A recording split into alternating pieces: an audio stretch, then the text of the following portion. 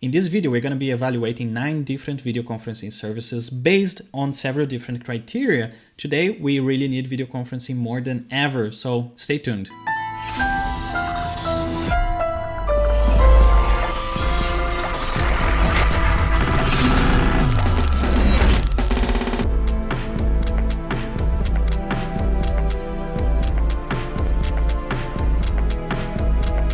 This is a test of the video conferencing service BlueJeans. On the top right is my clean video feed. On the bottom left is my video conference feed. The audio you are hearing is the conference feed. This is a test of the video conferencing service BlueJeans. On the top right is my clean video feed. On the bottom right is my video conference feed. The audio you're hearing is the conference feed. This is a test of the video conferencing service Skype. On the top left is my clean video feed. On the bottom left is my video conference feed. The audio you are hearing is the conference feed. This is a test of the video conferencing service Skype. On the top right is my clean video feed. On the bottom right is my video conference feed. The audio you're hearing is the conference feed. This is a test of the video conferencing service Zoom. On the top left is my clean video feed. On the bottom left is my video conference feed. The audio you are hearing is the conference feed.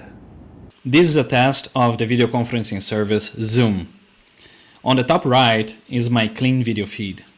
On the bottom right is my video conference feed.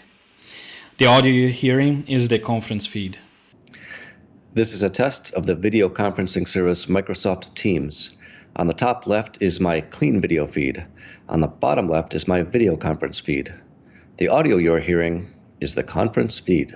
This is a test of the video conferencing service Microsoft Teams. On the top right is my clean video feed. On the bottom right is my video conference feed. The audio you're hearing is the conference feed.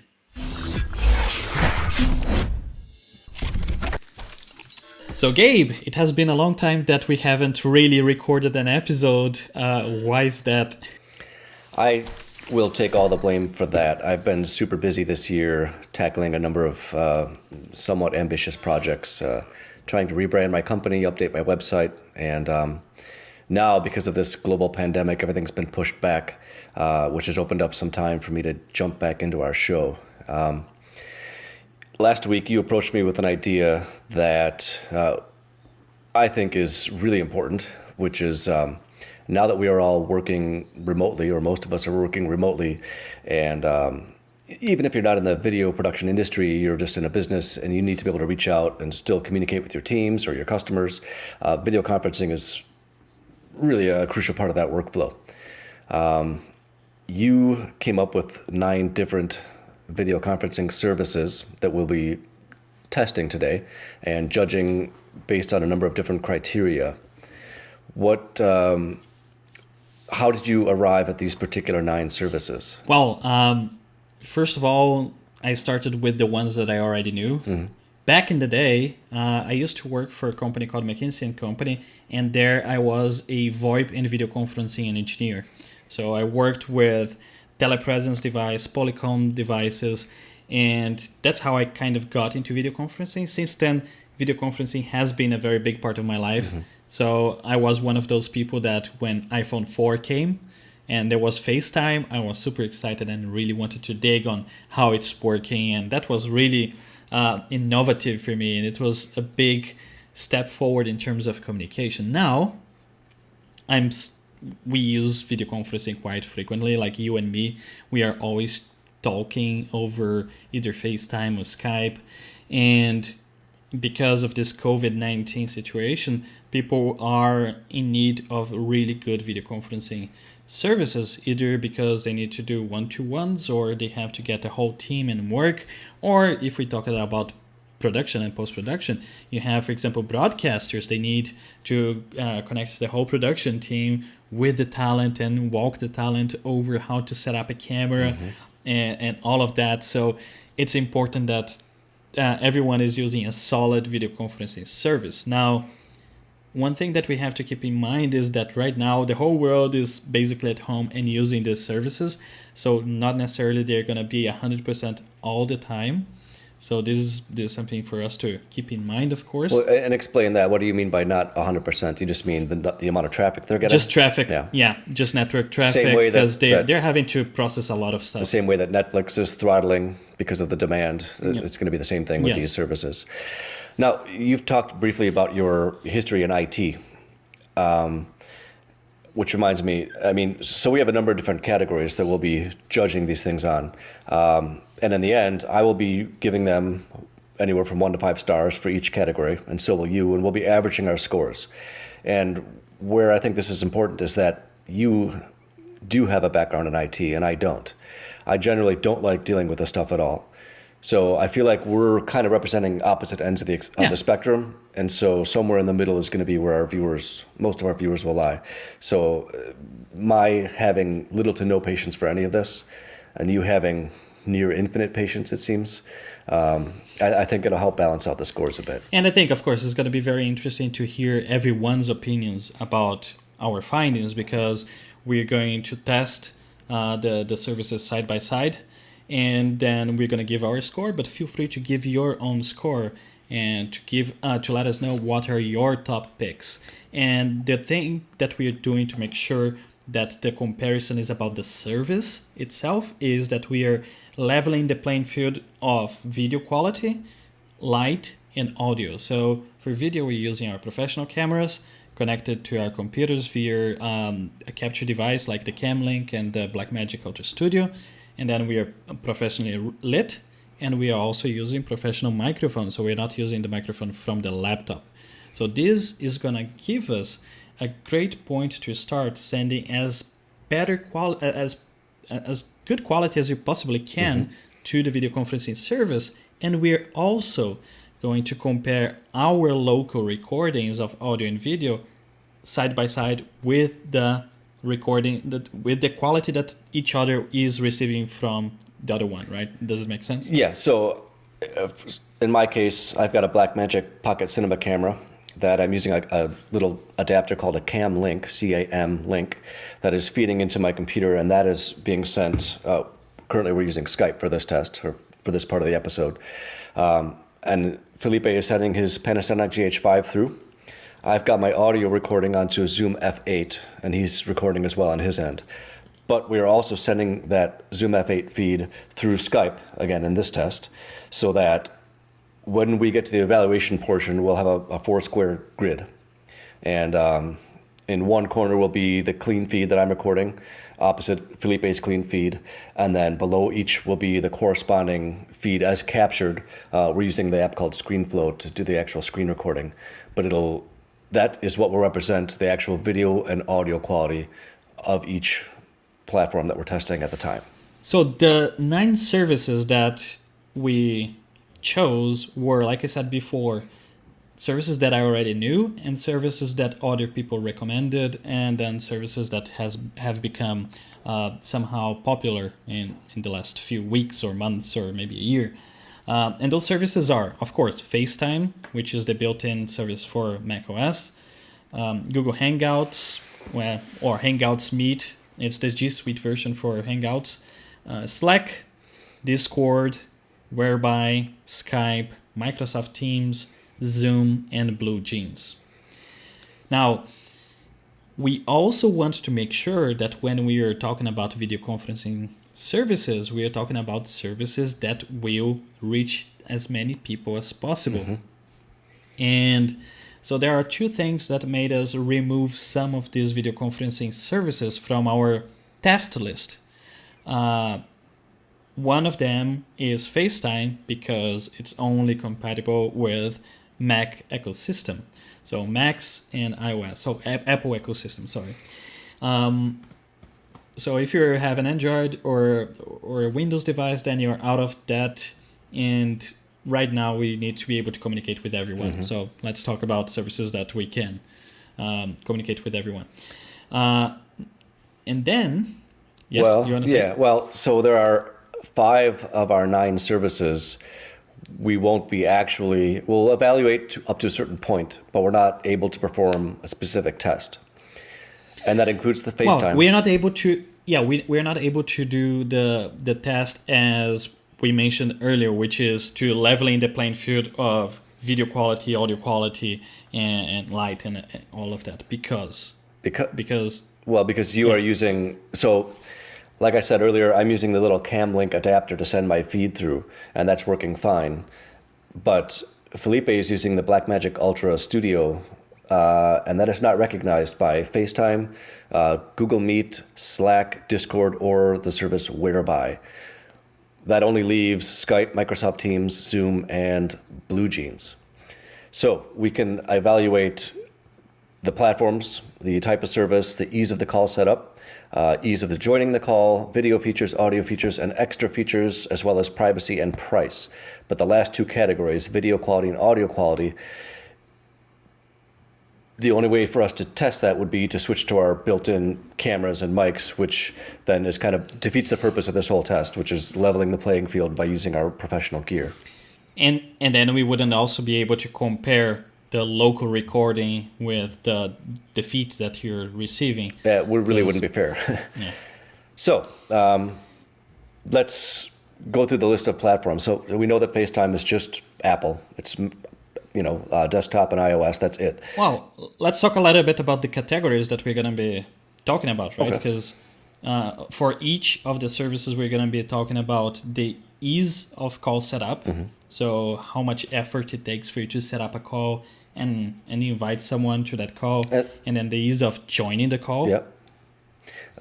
And then, of course, video features, audio features, extra features, privacy, video quality, and audio quality. And of course, last but not least, price. So FaceTime, we Yes. know it's Mac only. Type of service, it's built in. It just comes pre-installed on your iPhone or iPad or desktop. Ease of call setup, I would argue you click the person's name, you click call. It's not really any more complicated than that, correct? Even easier than that, you just tell Siri to call a specific person on FaceTime. There you go. Sure. It does have an option to switch camera sources, though, within there. So within FaceTime, I could choose to use my built-in iMac mic or this camera, which is nice. Yeah. So as far as a feature, that's kind of nice. Ease of joining call, click to answer, just like a phone call. So that's couldn't be easier. Video features, well, I mentioned the one. You can toggle between. Are there anything else? Is there anything else? Yeah, there is. It doesn't support the Blackmagic Ultra Studio Mini. So that's like a lack of feature, considering that it's easy to support for other applications. To be fair, or to be devil's advocate, why are we docking these 5 services for not supporting that specific Blackmagic device? Well, once you have a Blackmagic device installed on your computer, there are 2 methods in which that Blackmagic device can be accessed. One as a webcam. It sends a signal as a webcam, a 720p signal, and the other one as an input device, a professional input device. For example, Zoom sees all the options of input from the Blackmagic Ultra Studio, and the other one see as a webcam. So I would say that whatever video input device that is connected to the computer, a video conferencing service should be able to recognize that and be used. And Blackmagic makes pretty popular devices, especially for this purpose. Yeah, and not expensive, because if you think about it, they have the micro converters, which convert from HDMI or SDI to Thunderbolt 2, and they are very cheap. They are less than $100, I think. Then today they have the ATM Mini, which has 4 HDMI inputs, connects via USB-C to the computer as a it appears as a webcam. So in a webcam feed in a video conferencing device with the ATM Mini, you can switch between 4 different cameras or 4 different sources. So you could have an Apple TV as a source, an iPad as a source, a camera as a source, a computer as a source being sent to the camera feed. Yeah. So I think it's important to support anything and everything that connects there and it sends video. Okay, that's fair. Moving on to audio features, I'm on my end at least seeing the same number of options as I had for video. You know, it's recognizing my Zoom F8 or my audio I/O device. So you can choose different inputs, but it's not recognizing the Blackmagic again. Yeah, and audio-wise for me is also fine, but there is just a little UI quirk, is for you to select audio device, you have to click on video menu. Yeah. So Yeah. it's a little improvement that could happen there. Extra features. I can't think of any. Yeah. Well, there is you can take a live photo during a call. That's true. So that's nice. It has the option of being vertical or horizontal. Yeah. And if it's between two Macs, it's quite automatic in a way. Nothing more than that. Yeah. So pretty bare bones, but extra features. Yeah, it can do group calls up to 32 people. Okay. I don't like it. Well, yeah, I'm sure A lot of empty space. Yeah. Just because of that. Privacy. I haven't read the terms of services of FaceTime yet. I haven't read any of them yet. I think I'm probably gonna do either a comment on the description of the video or a comment in the very end of the video about privacy. Okay. But in terms of FaceTime, we know that's encrypted, and to end the call, Apple is a company that has a good track record with privacy. So for me, I trust. Yeah. I would give some 5 stars there. Same here. Price. It comes with every Mac device you buy. Well, arguably, you're going to say, well, you pay for it with your Apple device because the Apple device is not so cheap. And then you end up paying iCloud for more storage, and the price is built in. But as a price figure or an extra charge, it's free. If you own an Apple device, you're going to have FaceTime with no extra cost. Yeah. And then we'll get to video and audio quality at the end. Moving on to Google Hangouts Meet, which you said it used to be Google Hangouts, but now with a team, it's like Google Meet. It's a mess. Google doesn't know what they want to do in the messaging area, but at least for the G Suite, it has been stable as Google Meet. Okay. And it's a web application. And it works on all platforms. It works on all platforms. It only has native applications for iOS and Android, and then on computers is via web. It's supported on Safari since a month ago. So you don't need to install any plugins. The only thing that you need to do is, of course, when you open the web app, it's going to ask for permissions for microphone and camera, and those you can give, and it's fine. Okay. Ease of call setup.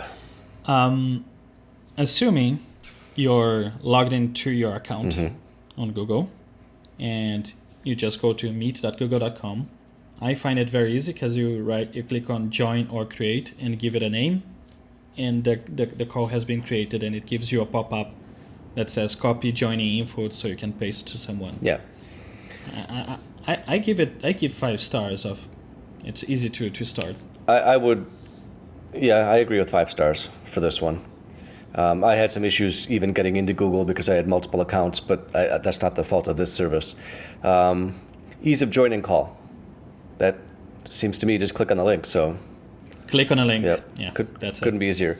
Video features, audio features, extra features. Well, video features. Oh yes, video features. There is closed captioning, live closed captioning. Yes. You turn on subtitles, and the subtitles appear. So this is great for those who are hard of hearing or really need to have text. It can be really helpful. You imagine that if you're having a company-wide meeting and some people are foreigners, they are from another country, so English is not their native language, so they can at least see it written. It can help. I find that absolutely fantastic. It was actually really impressively good when we tested it. Yes. And I'm not a native speaker, and it was getting me like extremely accurate. Yeah, yes it was. Accurately. Okay, so video features. Well, that's just. I give it 4 stars for one reason. I give it 4 stars because of the subtitles. I really love that feature, but I don't give 5 stars because it did not support the Blackmagic Ultra Studio. Yeah, and what about audio features? I would imagine that would be a similar. Audio features, nothing other than just I would say 4 stars again because of the subtitles. Okay. It really takes some some effort there of programming to get that working. But for extra features, then I wouldn't give anything. Oh, actually, you know what? Let me go back. Video features, it's 3 because it didn't support my Ultra Studio. Yeah. Audio features, it's 3 because the compression. Oh, actually, it's audio features. Audio features. 3. There is nothing impressive. And extra features, that's where I give 2 because it did not support the Ultra Studio. Okay. I'm going to go along with you on those ratings for this service. Privacy. Now, I personally don't trust Google at all with my data. You have more experience with their ecosystem. What is your take on that? Well, when you're on Google with the personal Gmail account, yes, I would absolutely not trust at all because that one, they are taking your data, they are mining your data, they're using it for ads and stuff like that. So then, in that case, not. But this is the G Suite service for video conferencing, which is under the terms of services for G Suite that is for companies, and the terms of services for companies is different. And then, of course, it's SSL encrypted from you to the server, and then internally, I don't know. I would give it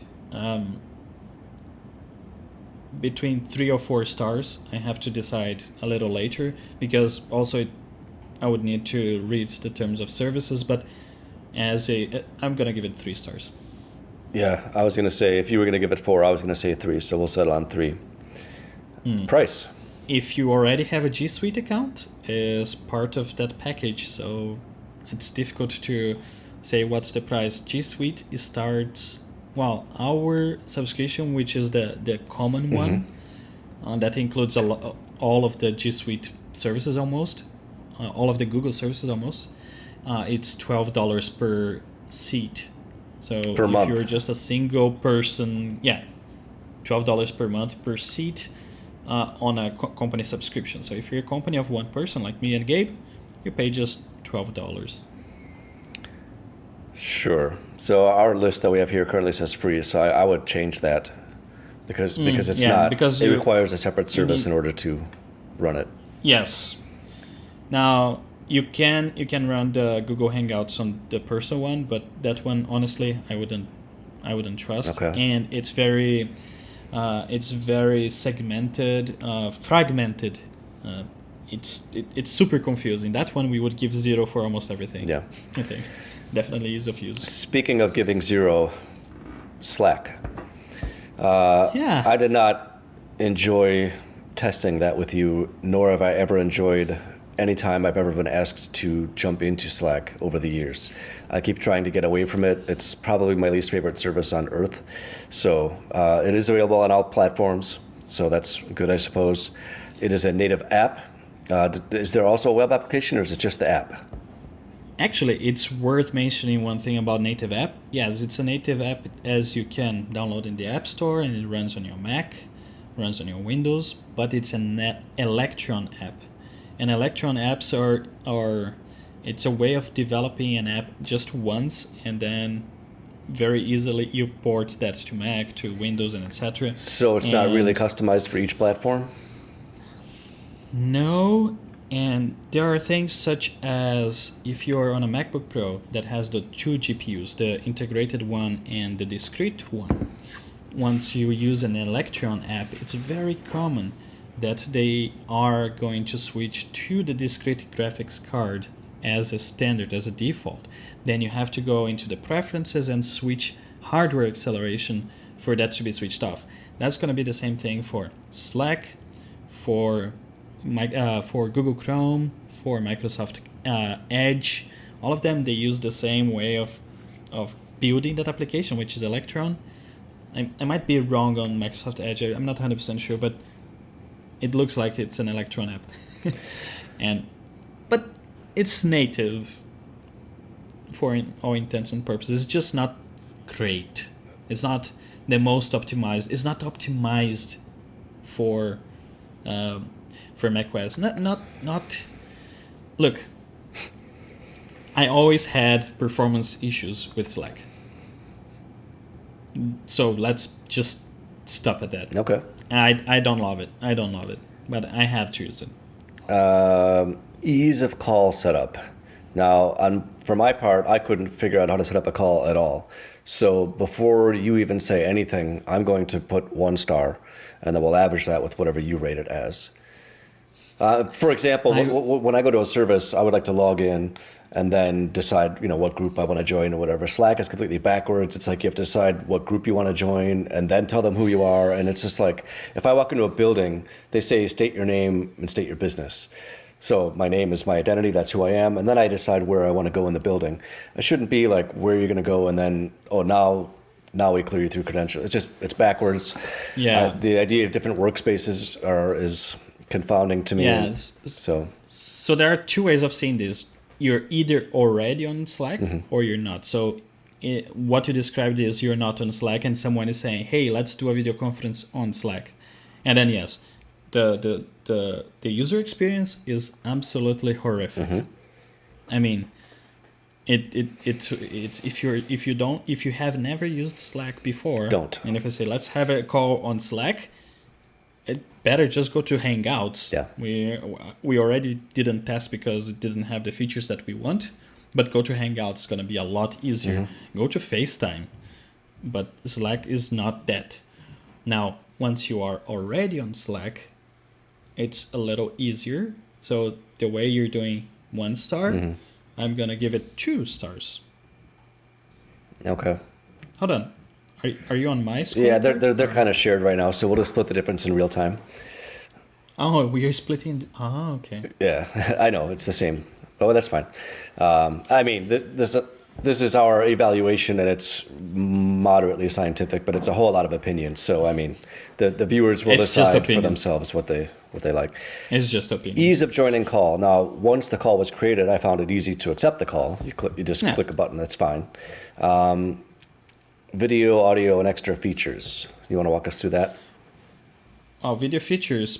There is just one that is quite interesting, which is you're able to, if someone is sharing their screen with you, you're able to use your mouse as a laser pointer. So you're able to circle where you mean and things like that. That's a nice feature. Okay. I would give it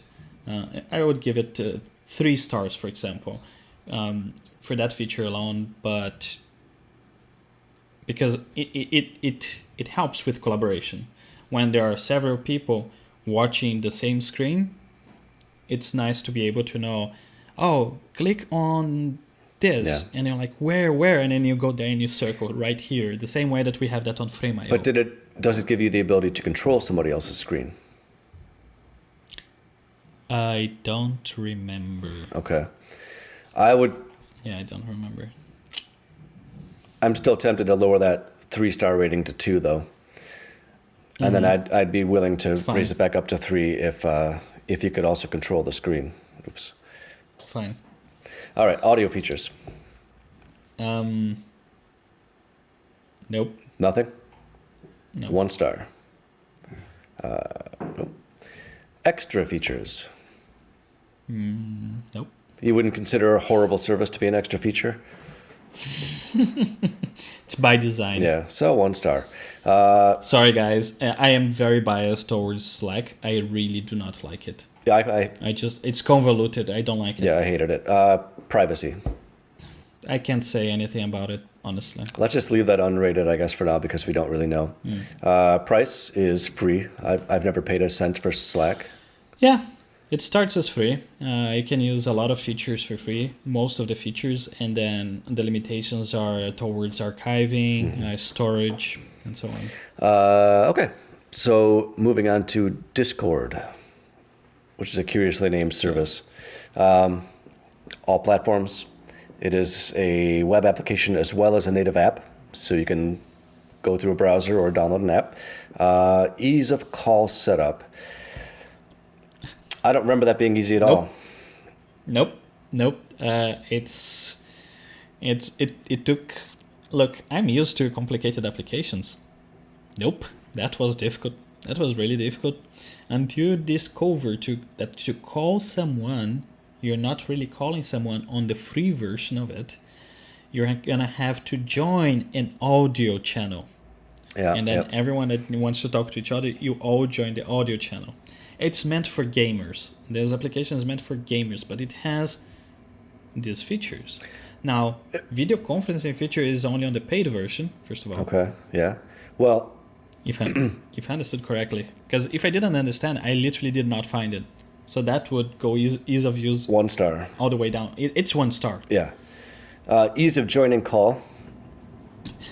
After you figure out that you have to go to the channel, it's easy. You click on the channel and you join. But it's not calling someone.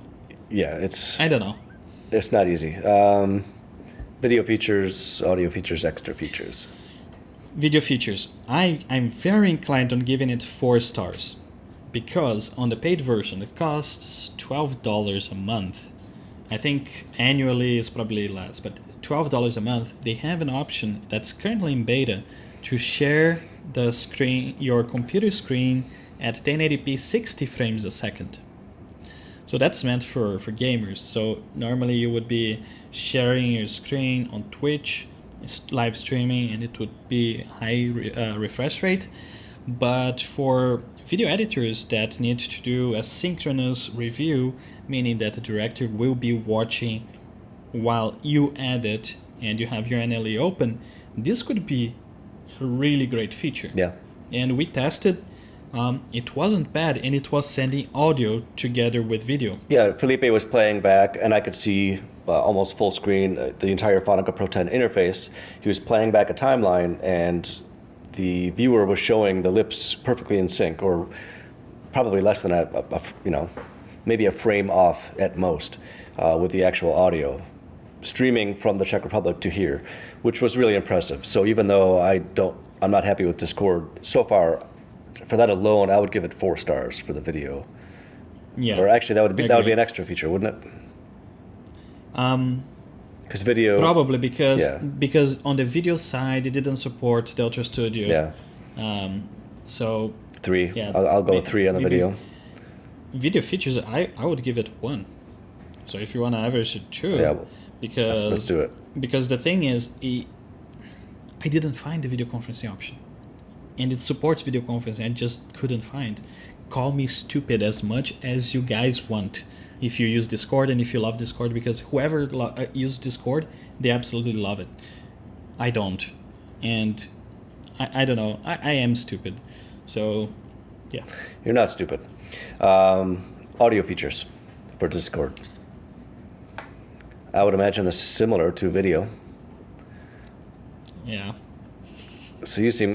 Well, okay, there is one feature. There was push to talk. And what is that?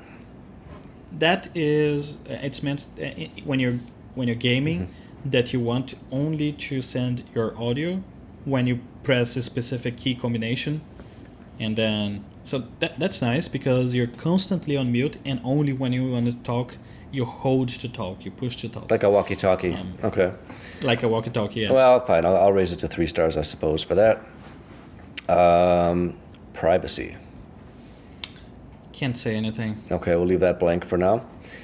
Price. You already said it was similar to Google Meet, which is about $12 a month, correct? For the video? Yeah. For the video portion? I think we're going to have to consider it not free, because for texting it's free. For the audio channel is free. But if we're talking about that nice 5-star extra feature, it costs $12 a month, and we are talking about video conferencing services. So we need to. Okay, so the $12 a month for Google Meet, that's not really just for Meet. That's getting you a whole bunch of other stuff. Oh, yeah. There's $12 for Discord. Is that just for this ability to chat with video? It doesn't give you anything else? No, it gives ability to be able to customize your profile and do a few other things in the application, but it's just within the application itself. Oh. There is no other extra services. Okay, so that's not... Difficult to compete with Google in terms of pricing. That's true, but Google's a huge company. Exactly. Whereby is the next one in our list. All platforms. That's good. Yeah, all platforms. It's only a web application, though. Yeah, it's a web application for macOS and Windows, but for iOS and Android, they have a native application. Okay. I don't really remember this one. Ease of call setup. Was easy. Was as easy as Hangouts. Okay. Once you have your account, it's very similar to Google Hangouts. Okay. It's very similar to another one that we are not going to even be talking much about, which is meet.cheat.si. Yeah, we had issues with that one. And the reason why is because as soon as we connected, it completely crashed our audio devices, it crashed our recordings, and it was like, okay, this one we're going to totally skip. Was that a feature or a bug? I don't know. So the call setup and then ease of joining call, I think I remember it being just you click the button. It was just clicking a link, and yeah. Video, audio, extra features. Honestly, that is. This is the last one on our list. We didn't even test. That doesn't support the Blackmagic, yeah. So we didn't test, because it didn't support the Blackmagic, and it was a brand new service for us, and because it didn't support my cam, we were like, okay, there is not even point to test for this specific one. And they were not 100% free. I'm actually gonna double check here now, because I know that there were some pricing tiers: subscription, business, small and medium business, multiple users and admins, starting from 10 meeting rooms, $59.99 a month. Jesus. And yeah, there's a $9.99 individual use for professionals, 1 user, 3 meeting rooms. I think the idea is that you would have a fixed link for a meeting room, so you don't need to be always sending a link. You can just say, oh, let's meet at this meeting room, and then you just join there. Yeah. Definitely an interesting concept. So if you have an actual business with frequent meetings, this might be a good service to set that up, and everybody always knows to click to join, conference room A or whatever. Yeah, and it has some integrations with Trello, Google Drive, YouTube, premium screen sharing. I mean, we haven't tried that, but just reading here out of their... and you can brand the rooms, so you can put logos. So this can be very nice if you're a company and you're inviting a client to have a meeting with several people in your company. Yeah. So the client is joining a portal that is branded, and if I'm not mistaken, in one of the tiers they support custom domain. On the business one, that's $60 a month, custom domain. So you could have the name of your company .whereby.com. That's not really a custom domain. That's a subdomain inside their domain. So I would prefer if it would be creativebeast.com/video. Sure. That would be for me a custom one. But you are describing quite a few nice features. I think I will give it 5 stars for extra features. For audio and video, though, again, there's no Blackmagic support, so I guess I'll just stick with 3 on both. Maybe 2? Okay. What do you think? Just 3. I think it's like 3 for me is your video conferencing. I can see, I can hear. Yeah. Okay, fine. Okay. Now, privacy. Should we just remove privacy from our list altogether? Maybe, because they say secure conversations, but okay, we can remove privacy from here, but I need to talk about privacy in one of the services specifically. Yeah, I know which one. Okay. And then the price on this we already discussed was like $9.99 to $60 a month, depending on the scale of your service you want. All right. Now, moving on to the next one of the last 4, and these are the 4 that we are able and will test and demonstrate both the audio and the video quality for. And that first one, which happens to be the one we're using right now, is Skype. Well, Skype, all platforms. Mm-hmm. In all platforms, they have native applications and web applications. Yep. So it's pretty complete. There is always a way to connect through Skype. Do you recommend one over the other?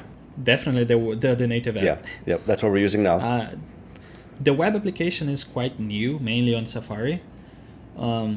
I've seen people joining through Skype on the web, which is nice because then I think you don't need to have an account if you're joining a group call through a link. Yeah.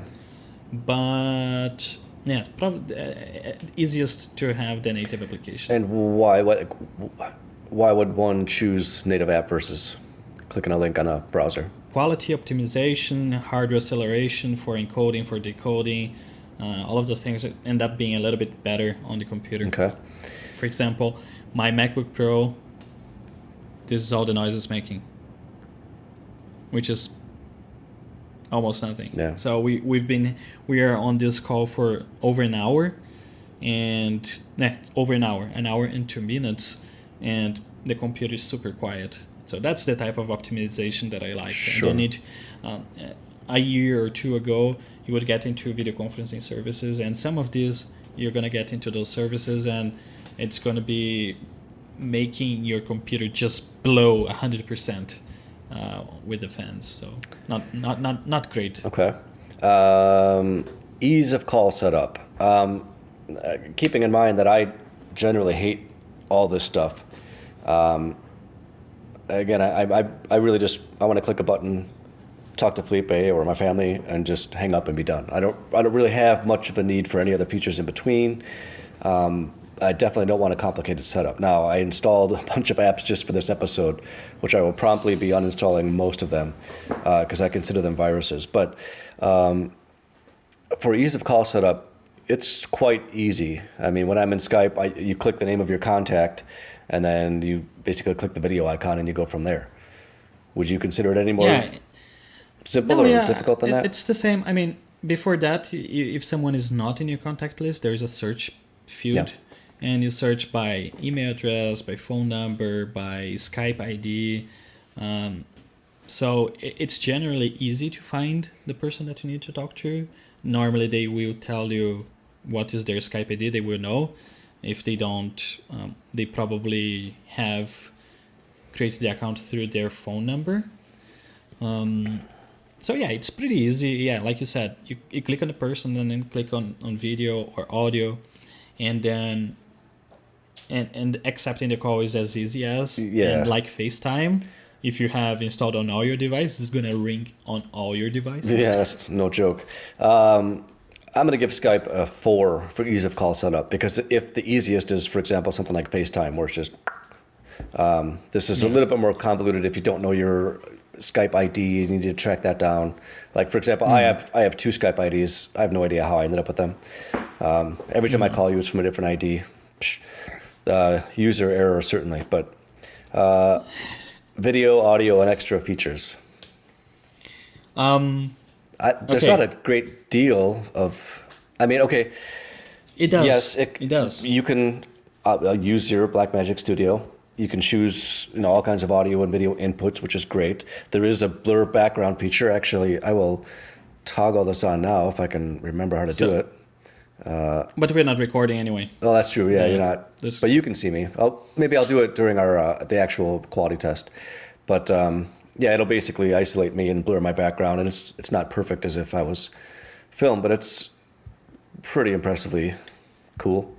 In terms of features for video, it has support for NDI, and that means that basically if you're gonna live stream and want to send a video feed that you're receiving on Skype to a broadcast or something like that, Skype it supports that and is actually used in broadcast facilities. Okay. And it's quite used online as well because of that. So I like, because for example, when I open Ecamm or OBS or Streamlabs,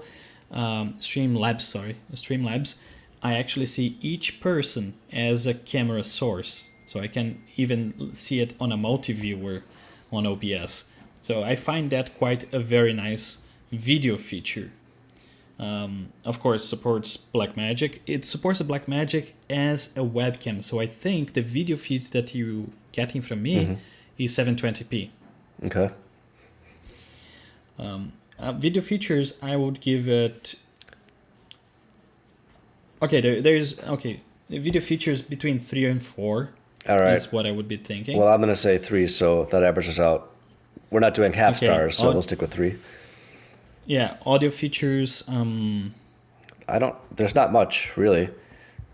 Yeah, there's echo cancellation, but not much. I would say 3. There's nothing impressive. I mean, that's basically all I Yeah, I'm looking at the features now. There's not much there. So 3 as well. Extra features. Okay, blur your background. I don't know if you want to count that as a video feature, but Okay, but you get blur your background, you get subtitles. I don't know if you're seeing them right now, but I switched on. I switched them on my end, and you can actually see subtitles the same way as with Hangouts. I had to turn them on my end, and now I'm seeing yours. You probably aren't going to see mine, but I see both of them. oh really? Okay, I only see Yes. I only see yours. But not only that, and now this is what I will, which will make me give 100%, 5 stars, is that these subtitles, they can be translated real time.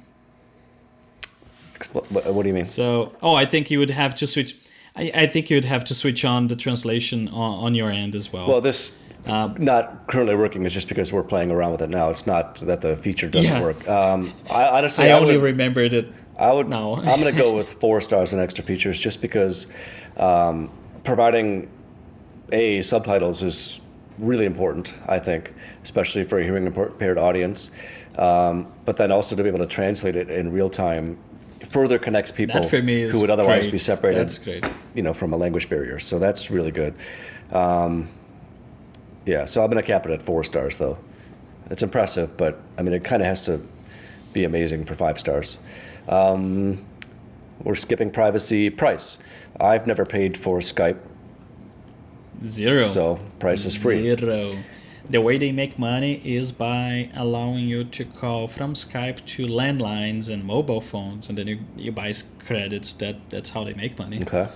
Other than that, it's free. Now, Skype, isn't that a Microsoft product? It is. Microsoft acquired Skype years ago. In the first year or two, Skype had a more or less performance, but then since then it has been, for me, has been great. No, it's been good for me as well. That's why we're using it now. The reason I mentioned that, though, extra is features. There's another thing. Yeah. There's another thing on extra features. Group calls. You can do extremely large group calls on Skype. You can have up to 50 people on the call. So you can have your family and your extended family all in one call. All right, I'm going to give it extra features 5 stars then. You can lower that if you need to, but yeah, that's good. The reason I mentioned or asked if Microsoft owns Skype is because our next service is called Microsoft Teams. So why are we looking at 2 different Microsoft services? Yeah, they basically have the consumer version of the service, and then they have their business version of the service. So Microsoft Teams is a competitor of Slack. So the idea is that you have the same type of communication as Slack, and Slack and Microsoft Teams, they are there to decrease the amount of emails that you're sending within the company and texts that then you can't find. So you see everything in the same place, and then of course it brings in a lot of other features. So for example, Microsoft Teams, you can have a wiki attached to a team and to a channel, and then you can have several other services that you can attach to a channel or a team on Microsoft Teams. So it's really something for collaboration within a team or a business. I have to admit that we've established I generally don't like these types of services at all, and I've been a Mac user my whole life pretty much, so I'm not generally a huge fan of Microsoft, but between all these services, I was most impressed with Microsoft Teams. But then that's what I keep on telling people, is like, it doesn't matter that I like Apple computers or not, because in the end of the day, I will use the service and the product that works for me. Yes. I will not buy an Apple device just because it's an Apple device. I will buy an Apple device because it works for me, and it's worth that money that I'm giving. So, for example, I use Skype, that's from Microsoft. I use Microsoft Teams, that's from Microsoft. I use Numbers from Apple. I use Google Drive. I use Google services. So I use a little bit of each company, so long that service works well for me. I still use Adobe After Effects.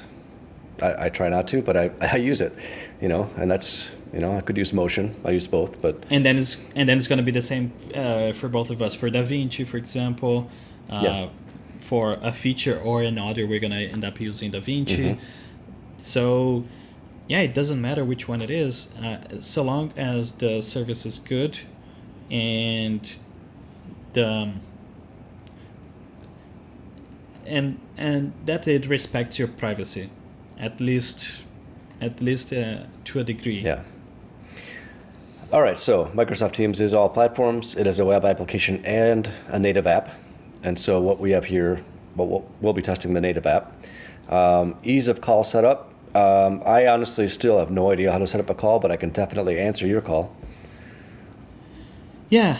It's not very intuitive, which is a problem I have with a lot of Microsoft software. It's not very intuitive, but I was reading the other day a quick start guide for Microsoft Teams, which I think if we wouldn't be doing this testing and if we would be adopting the service Microsoft Teams, we would have kind of gone through either a how-to video or something like that. Yeah, if I was seriously considering any or all of these services, I would read the user manual for all of them.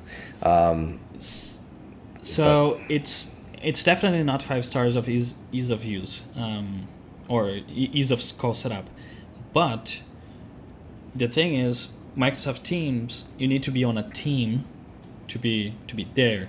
So if you go to the team tab, you're gonna see channels. Yeah. In any of the channels within the toolbar in the bottom, there is a camera icon that is a meet now, and that basically is, I want to start a video conference right now.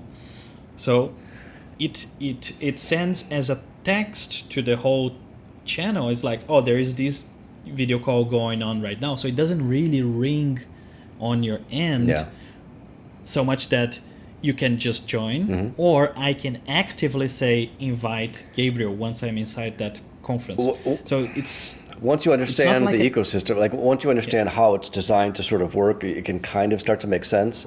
But the very fact that me looking at the interface, I'm looking around and I click on Teams, there's no obvious way to call. Because it's not intuitive, I'm going with, I'll say, because 1 star. Because it's not the common way of, it's not a common way in a way of, I find the person and call them. But for example, if you go to the chat menu, and then you click compose and then you can literally imagine it as iChat. You click on the compose button, you type the name of the person, and then the person appears there. You click on it, and then you're gonna see a video button, and audio button, very similar to Skype. So you're describing these things. I've never seen these things. All I've ever seen is Felipe and then join, and I click that join button. So for the next category, that's easy. Click join. No matter where you were, it was easy to join the call because I invited you and you received the call somehow, right? Yeah, but I couldn't. If somebody ran down these stairs with a gun to my head and asked me to call you with Microsoft Teams, I would be dead. Video features, audio features, extra features. There were a lot. Video features, in terms of features, there are a lot. In terms of video-specific features, sure. It supports the Blackmagic Auto Studio. Yay. I don't remember having any others. If you pay for Microsoft Teams now, we have a free tier. If you pay, you can record calls. On Skype, you can record calls as a standard for free, but the calls are at 15 frames a second, so it's just a record-keeping type of thing. And the quality is not great of the recording. On Microsoft Teams, I have to check, but I think the call quality, the recording quality is higher once you pay for it, and if you don't pay, you don't have it. Yeah. So video features is like 3 for me.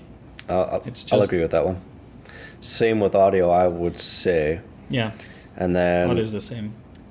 We're skipping the extra features. Yeah, well, there were a lot. We really liked the screen sharing part because screen sharing was cool because I could see, Felipe could see my screen, and I could see his cursor with a little Felipe icon, and he could see my cursor with my icon, so that similar to what was it, Discord? Slack. Was it Slack? No, yeah, Slack. The pointer. Only this also identifies who is what, so you don't get confused. It sounds a little gimmicky maybe, but it was actually quite useful. Yes, because I could just get if you're looking at a number sheet like this, I could go and point it directly at the cell that I'm talking about. Imagine describing which cell it is You can say A22, but then the person's the A22, and then if your mouse just goes there and selects, it's a little easier. Yeah, if you were doing a screen recording of how to set up a call on Microsoft Teams, you would ignore the cursor that had my icon next to it and only watch the one that has Felipe. And I can request to control your screen. Yes. So not only we had audio and video call in one application, and in the same application we could share screen and control screen if we need. So it's very good for support. So for me, that's where I start giving extra features a 5, because I agree. it becomes extremely handy needing to communicate with someone. And plus, imagine this, I have a Microsoft Teams team that's Filmmakers Brazil. Mm-hmm. It's actually just filmmakers now, because there are people from Portugal as well. And if I say, I want to just start our happy hour right now, I can go on the general channel and start a video call and say, hey, anyone that wants to join, just join. And then people can start popping in, and then we can have a conversation and drink beer over video. That's kind of nice. Yeah. I find these features are awesome. Privacy, we're skipping. Price, free up until a certain point. You can pay for better quality and so forth. That's fine though, because it doesn't cost. And I think they're gonna be bringing more features on the free tier. I was reading about this recently. Or they're gonna make slightly different how you can get Teams, basically. But I don't even remember how I got Teams. You basically have to register a Microsoft account, and then you can download Teams. Okay. We've got 2 more. The first one we hinted at earlier is Zoom, Zoom. It is available for all platforms. It is a web application and or a native app. We tested the native app, I believe. Let me say it. Yep, Zoom.us. Yes, we were using the native app. Ease of call setup. I'm going to kind of let you take the lead on this one, because I don't remember enjoying it at all. It's easy. Once you open the application, there is new meeting, and you can schedule a date like you would do on a calendar. It works very similarly to a calendar. So if you schedule calls on Zoom, they're gonna give you a notification. In 15 minutes you have this call. So it works in a way like a calendar. Yeah, but it's not like FaceTime. So for example, when I launch the app, I have an option to sign in or to join a meeting. If I click join a meeting, then I have to enter a personal link or a meeting ID, which means somebody would have had to have shared that with me at one point. Yes. Now, the only other times I've used Zoom before this were like some kind of like remote job interviews years ago, and I remember using Zoom for that. And I remember not having the interview because I couldn't get through with Zoom. Yeah, ease of joining, I don't think it's super easy. You can click directly on the link and go through the browser, but then it tells you to download the plugin or download the application. And ease of joining call for me is like moderate. Yeah, I mean, the way I tend to see this stuff is like, I'm not an idiot, but I don't have a background in IT. But if I can work in After Effects, I should be able to join a call with no problem. And so if joining a call is a difficult task, I just 0, 1 star. It's not intuitive. It's not easy to figure out. Like we shouldn't be able to do animation and not join a call. Yeah. So that's kind of my barometer. Yeah. And then video features. Look, video features, audio features, extra features. I'm going to out of the bat say 5 star on all of them. Why? The Zoom application is extremely complex / advanced. It offers tons of customization and features, from virtual background, so it removes your background completely and you can replace with photos and videos, to sending high quality video, to being able to see all of the Blackmagic devices options for input, to being able to send audio through the screen sharing, similarly to Discord. I mean, it's absolutely, in terms of features, it's a feature-rich application. Yeah. Privacy, skipping, price. I haven't paid anything for it. No, that's the one I wanted to talk about, privacy. Well, that's right. That's right. In fact, I even just saw an article yesterday on that. Look, it's very simple. Google Zoom privacy and just read the articles. 7 months ago or 8 months ago, Apple had to push a silent update to all Macs in the world to check if they had the Zoom web server that was installed by Zoom on the computer and stayed there even if you uninstalled the application. And that web server was a huge security breach problem. And they pushed this silent update so you wouldn't have to click on update on macOS because a lot of people ignore that. So they pushed a silent update to remove that web server. So that's where everything started. And it has been bad up to like 2 days ago. So privacy is an evolving problem for them, but they are so much in the news spotlight right now that they will solve eventually, I think, because they are going to make a lot of money, but they're going to need to change their policy. And in privacy, I would give them a 2. Okay. Well, if you give them a 2, I'm going to give them a 1. So, I'll leave it at 2. And last on the list, we have Blue Jeans. Now, Blue Jeans is a service that I used back when I was at either Accenture or McKinsey. And Blue Jeans started as a service that created a bridge, and they could connect endpoints from different brands and different services. So, for example, you could connect Cisco Telepresence with a Polycom device, with a Cisco Jabber, and at that time, I don't know if Skype, but applications that normally wouldn't communicate with each other. So the service was very interesting from the beginning.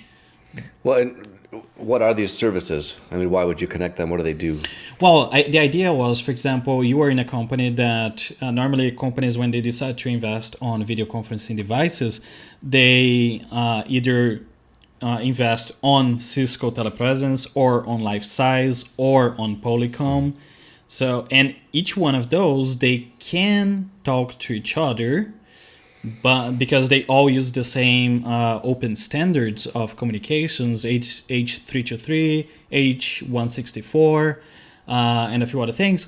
But the problem is that a company, when they invest on video conferencing, they end up investing on their own bridging service. And a bridging service is what allows you to connect multiple endpoints in the same meeting. Okay. Now, these bridging services normally are behind a firewall. So, and you in your company cannot connect to the bridging service of another company. And normally it's kind of a mess to connect 2 bridging services to each other. So instead of that, BlueJeans was an external bridging service that you could connect directly to it and everyone would communicate. So then company A could connect to company B. Yeah. And it wouldn't matter which devices they have. Okay. But I don't know if that was successful because that doesn't seem to be the service that they have nowadays. I think nowadays they created, our own application and our own platform like all the others are. So that's what we ended up testing. Well, we sort of looked into it, but I don't honestly remember looking at BlueJeans. I have installed here. You don't remember? No, I don't. I have installed here. It's a little B on the top of your screen, actually, because it's like a computer herpes. Oh, that's right. It's difficult to get rid of it. And by the way, this is one thing that I really don't like about some of these applications. When I do Command Q, I want to quit the application. I don't want anything of that application to be running. And some of these are persistent and very annoying. So for example, BlueJeans is one of them, Zoom is another one of them, and I really want to quit those applications. So those are 2 that I will completely uninstall once we finish this testing. And when we tested, I didn't bother to set up an account. I allowed you to set up the meeting, and I simply joined it. So that's the point of view that I'll be coming at this from. How would you go in and set up a meeting? How easy is that process? Well, it was plenty easy, as much as I would say Zoom. It was as easy as Zoom. So Zoom, we called it what? 1 star? Okay, no, it's easier than Zoom. It's something between 2 and 3 stars. It's not that simple, but it's pretty simple. If you ever used an audio conferencing service that you dial a number and then says what's your meeting ID and then what's your password, it's that same type of thing. Zoom today is enabling all meetings to require password if you're using the ID, but not the direct link. So they're all BlueJeans and Zoom. They're pretty similar. Okay. So you're gonna say, would you say 2 or 3 for our list? I would say 2. All right. Because if you're considering FaceTime, that you give a voice command as 5 stars, and if you're saying that Google Hangouts was also very simple because you just open the page and it said create meeting and start. Okay, we can go to 3 stars because BlueJeans was similar to Google Hangouts. Would you like to? Easy of joining? Well, why don't you create a call and I'll try to join. You'll have to send me a meeting ID. A little correction on that. You can make BlueJeans after you install the application and sign in. It's actually 5 stars. I was just double checking here, because on the menu for BlueJeans, on the top, if you're logged in, you have start personal meeting. It's a 1 click and the meeting has started. Okay. And it's always the same meeting ID. So yeah, it's for me it can be 5 stars. So if for you wouldn't be, you can definitely do a 4 star. But doesn't seem to be a ton of video features. No, but it has a ton of features itself. Okay, explain. One of the features that is it has breakout rooms. So for example, if you're in a very big meeting with a lot of people, and you can actually create a breakout room that's going to have a lot of different people, and each one of them can have an admin. Let me see what else here. Apps. They have whiteboard annotations. You can upload a video and watch together. Imagine that. This would be interesting as not a replacement, but as an alternative or combination with Frame.io. It's like, oh, we need to talk a little bit about the video that you edited. Okay, let's watch the video together, because if I'm understanding this feature correctly here, is that we're going to be able to watch together the same video with the playhead exactly in the same time, and it will be synced for everyone.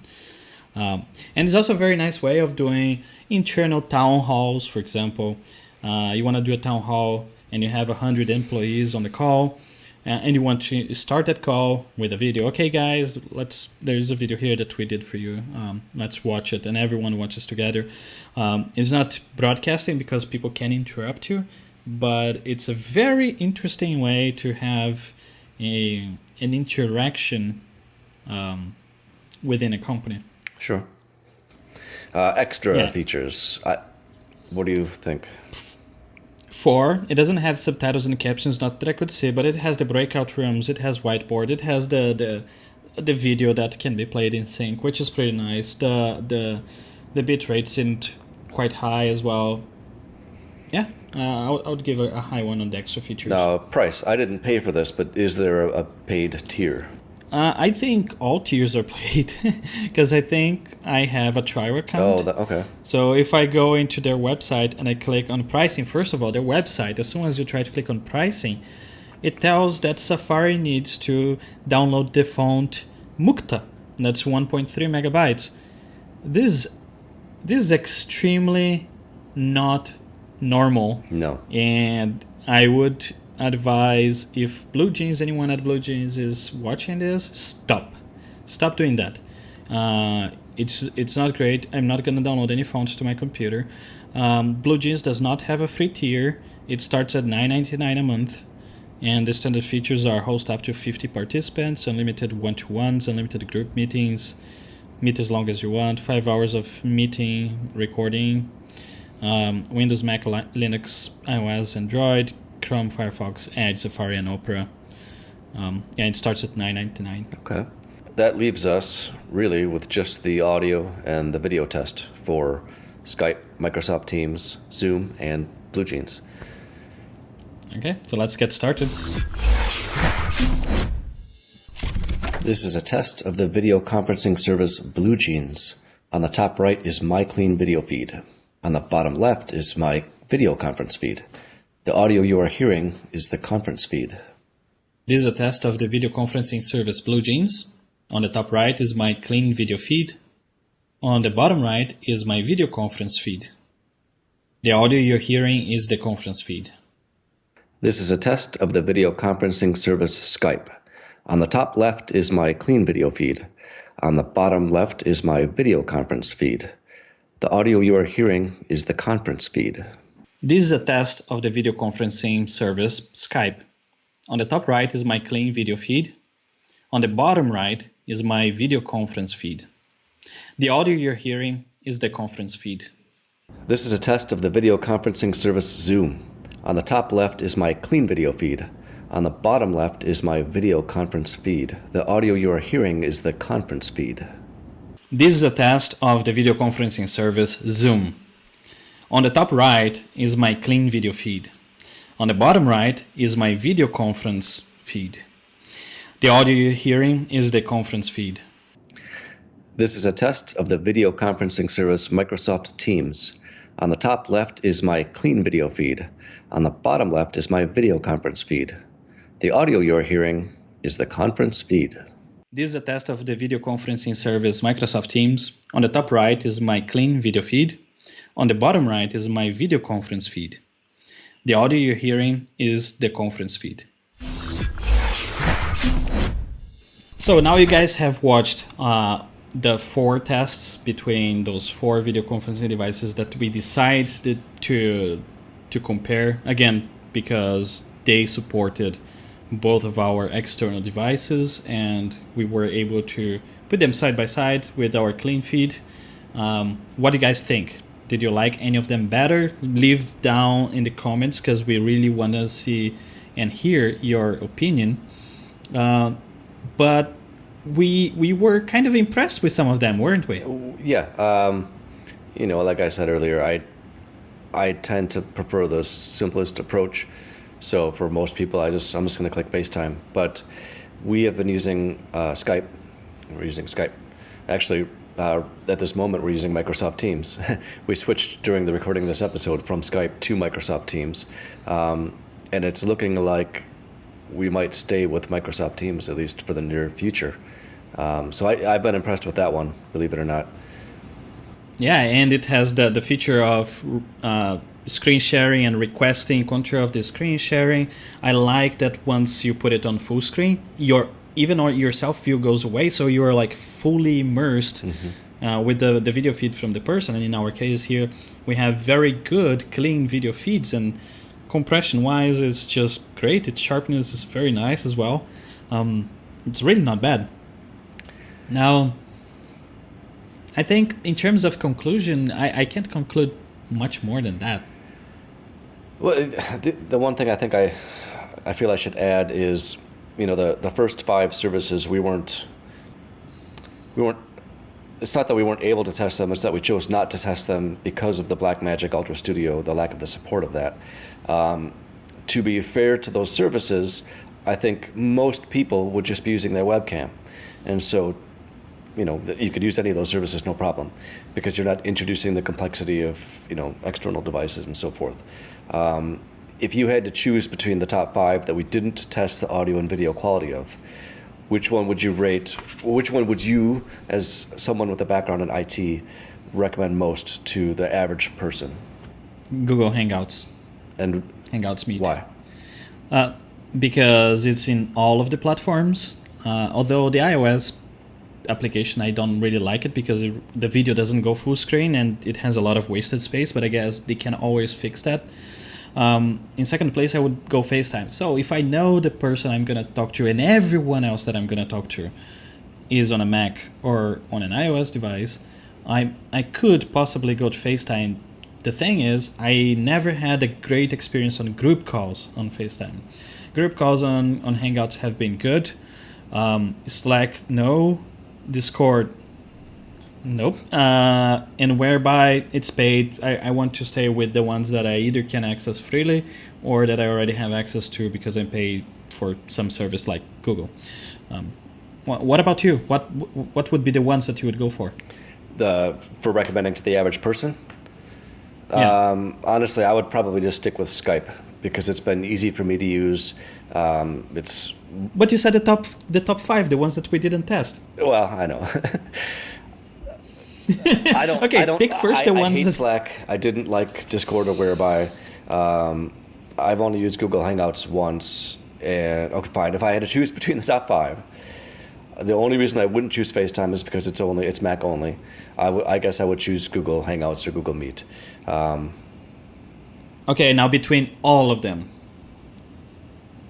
which one would you recommend?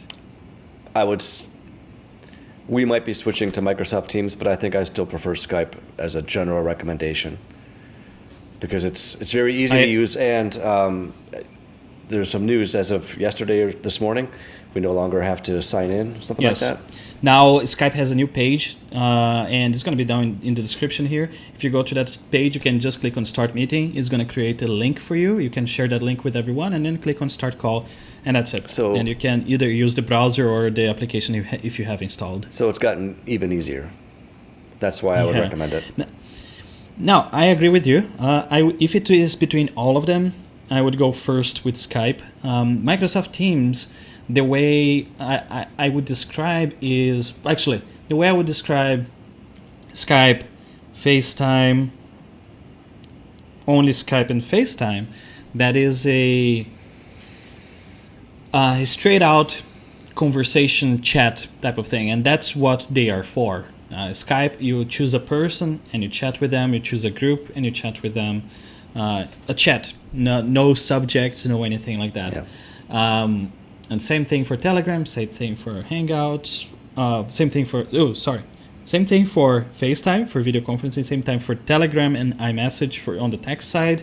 Now, Teams, it's like being in an office. Yeah. And in an office, you have several rooms. Each room, you do a specific thing in that room. Some rooms you're going to use for conferences, like a boardroom, to have a meeting with several people at the same time. Another room might be the ideation, where you're coming up with an idea about a specific subject, and so on and so forth. So Microsoft Teams, it's more that. You have a team, and then you have separate channels, each one for a different thing. And then once you type a comment on Microsoft Teams, and it's the same thing with Slack, everyone that wants to talk about that message can start a thread and comments within that message. So it's easier to find subjects in general. And the other thing that it's important to remember is that I think as a standard, when you start with Microsoft Teams, notifications are switched off for the channels. So you see that there is a bold warning on the channel name that there is something new, but it's not going to send you a notification until you go there and activate. And it also has, the same as Slack, it has quiet hours, so you can set that you don't want to receive notifications within specific hours. So this is very nice because then you feel a little bit more freedom to install on your personal device in case you're using it for work.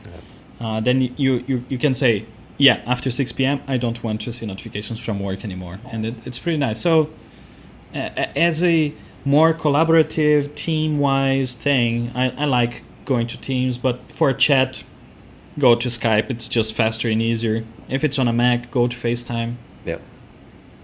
I agree. All right then. So I guess I hope people have taken something out of this. Of course, most of this, or the vast majority of this episode, is pretty much our opinions about these services, and then there is the comparison that you can take your own conclusions, and in the end of the day, use whatever you want. It's all an individual use case. It's how many features you need, how difficult you want the process to be, and then comparing that with what we did at the end of the video, which is your quality.